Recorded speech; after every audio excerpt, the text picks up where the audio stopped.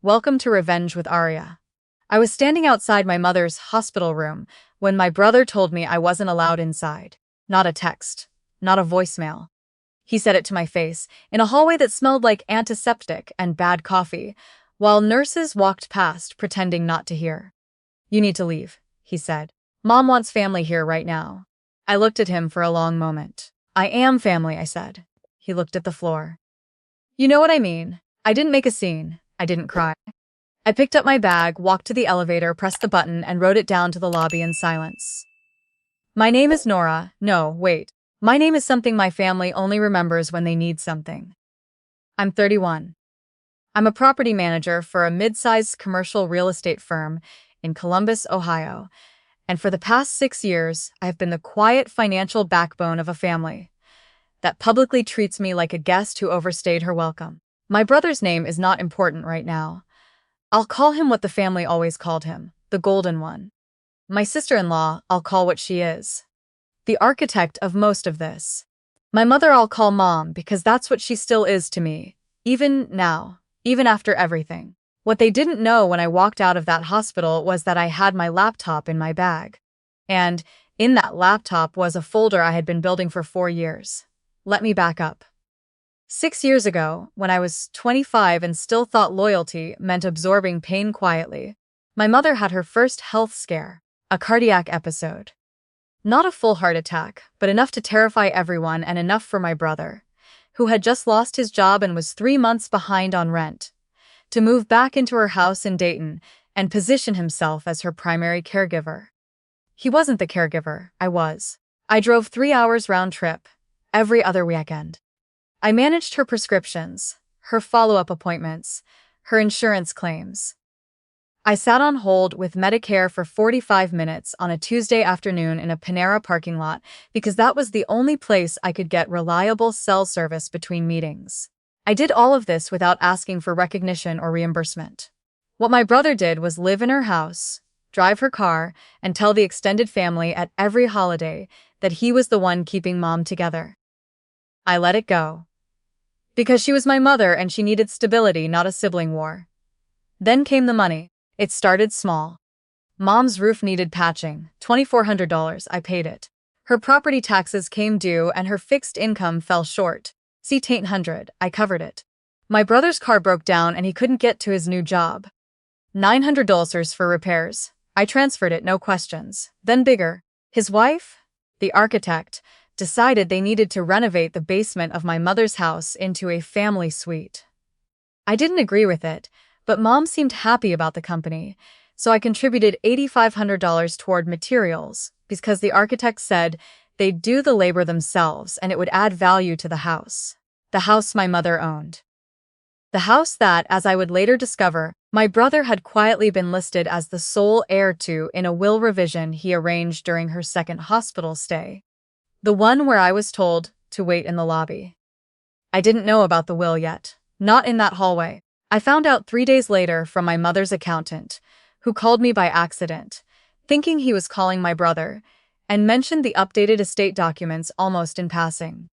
I sat in my car in the parking garage of my office building, and I did not move for 11 minutes. Then I opened my laptop. I had been keeping records since year 2, not out of suspicion exactly, more out of habit.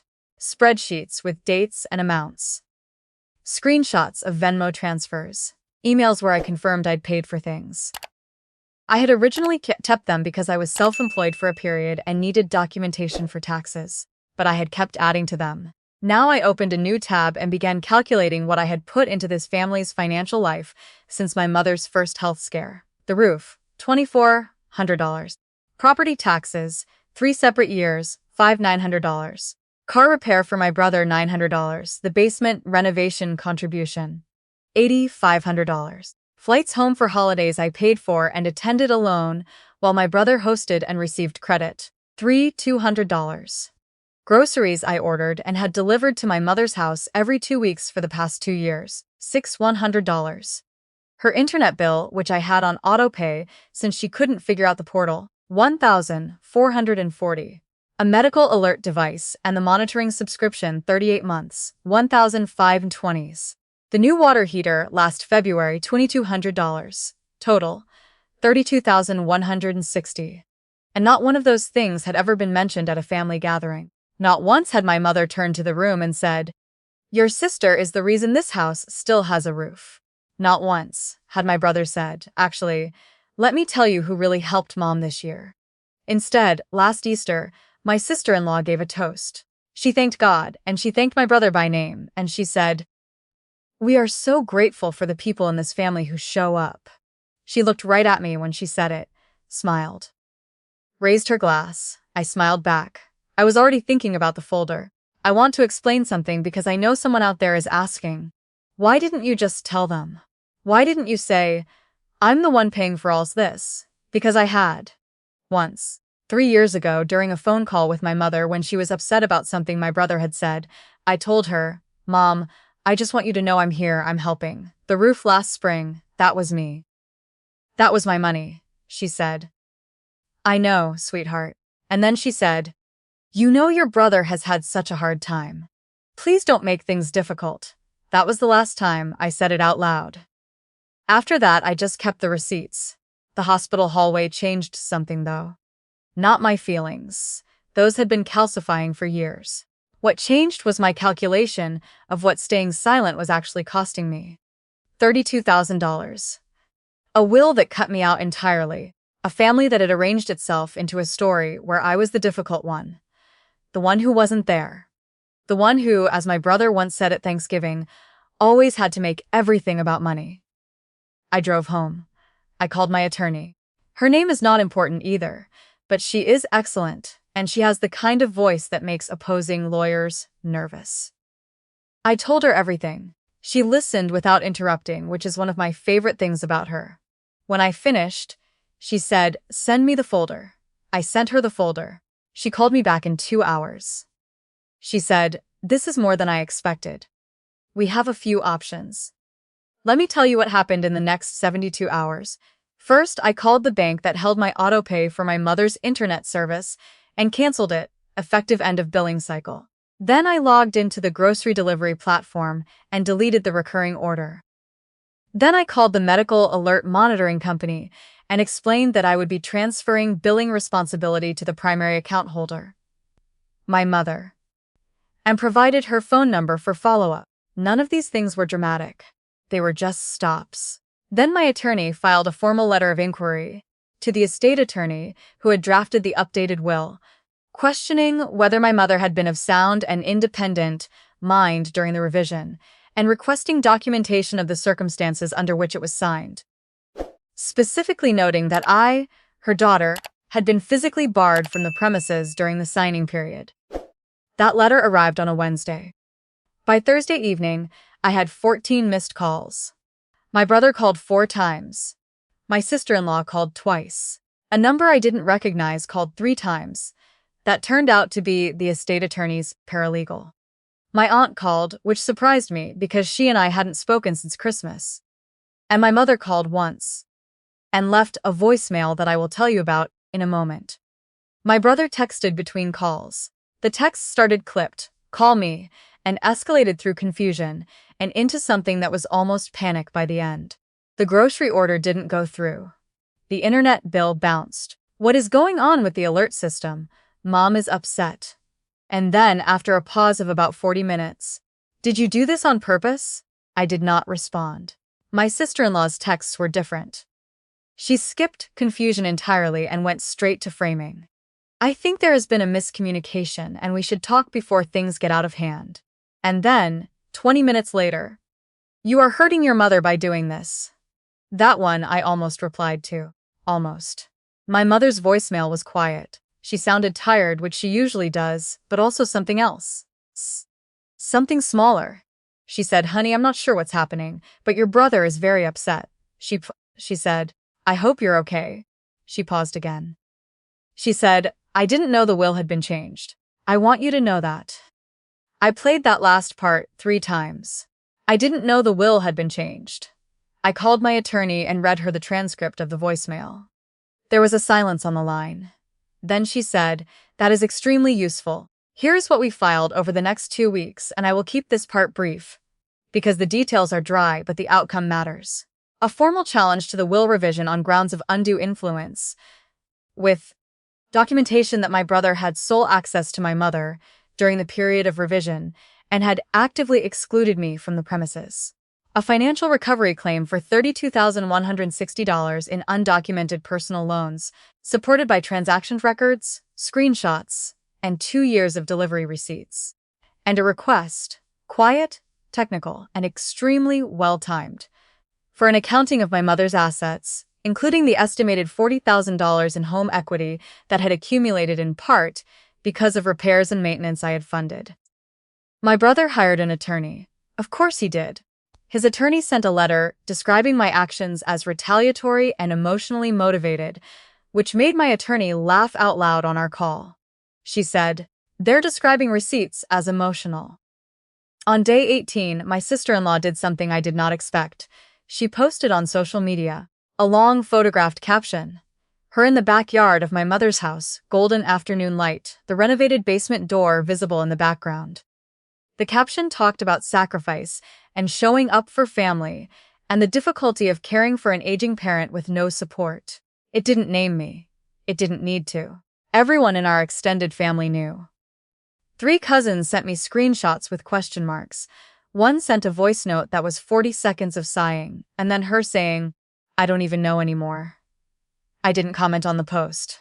I didn't need to. What I did was forward it to my attorney, who noted that the post included a visible image of the basement renovation, the one I had contributed $8,500 toward, and that this constituted documentation of the asset improvement I was claiming partial credit for.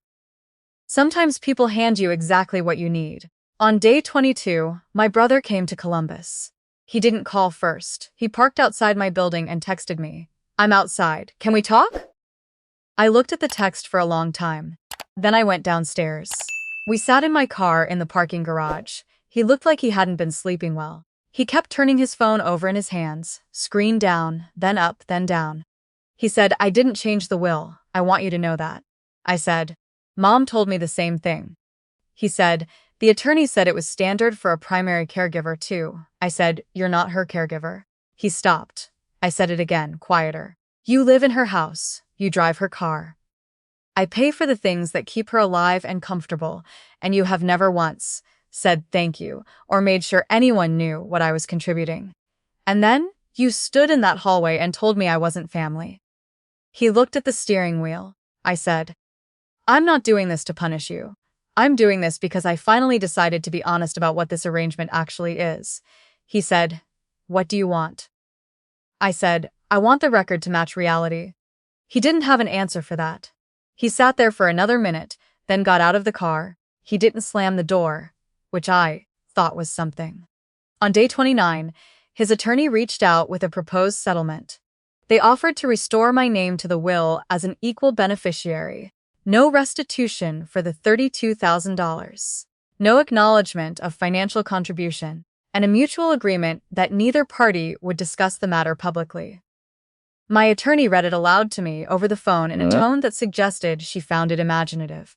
I said, "Decline." She said, "Thought so." The mediation session was scheduled for 5 weeks later. I drove to Dayton the night before and stayed in a hotel I had not mentioned to anyone. I did not drive past my mother's house. I did not call ahead. I just arrived in the morning, sat down at the table, and opened my folder. My brother and his wife sat across from me. My sister-in-law's jaw was tight. My brother looked like he had spent the last 5 weeks rehearsing something and had just forgotten what it was.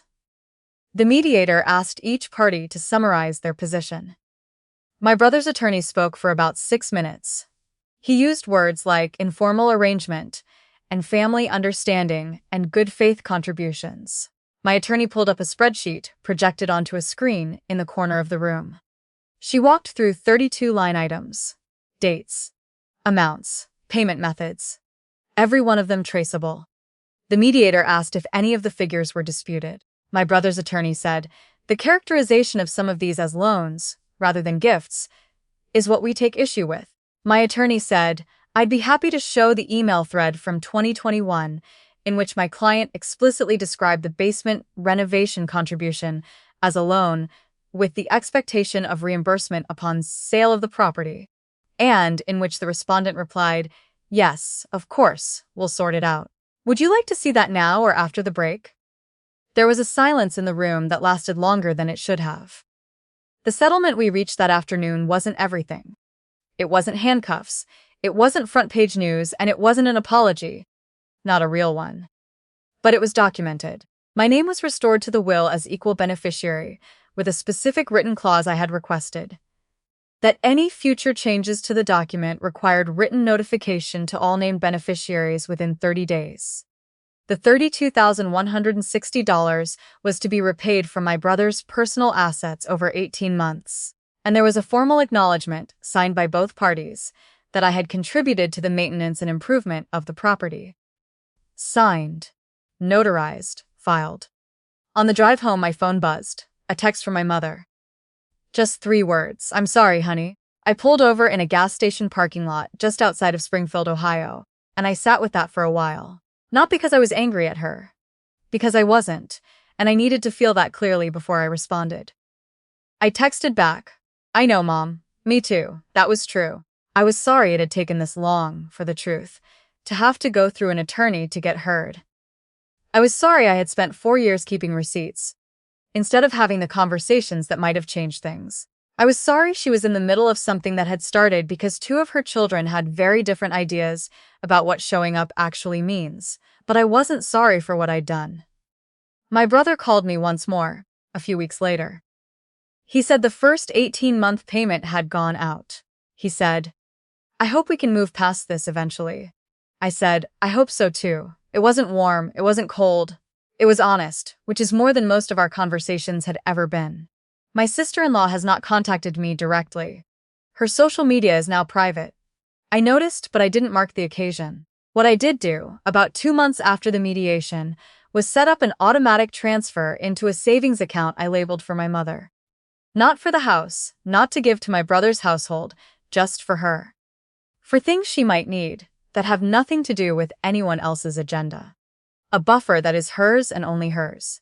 I told her about it on the phone one Sunday morning. She was quiet for a moment. Then she said, "You didn't have to do that." "I know," I said. "That's why I did it." There is a version of this story where I walk away from all of them and never look back, and I understand why that version is satisfying to imagine. But my mother is 73, and she still asks me which flowers bloom in April and whether I think she should repaint the kitchen, and I am not willing to lose that to make a point. What I lost instead was the version of myself who stayed quiet because quiet felt safer than true. The folder is still on my laptop. I haven't deleted it, not because I'm planning anything, but because keeping it reminds me of something I spent 6 years forgetting. That being generous doesn't mean being invisible, and that the people who call you difficult for wanting the record to be accurate are usually the same people counting on you to stay silent. I'm not silent anymore. And somehow, that turned out to be worth more than $32,000.